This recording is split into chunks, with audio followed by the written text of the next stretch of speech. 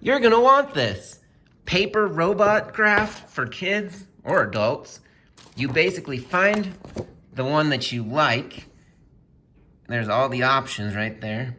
You find the one you like by browsing the front half of the book, and then the actual thick craft paper that you punch out is in the back, and that's where you get the robot.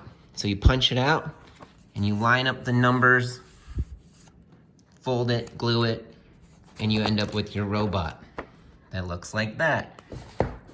There's also more to pick from on the back, but stickers that go on the robots also.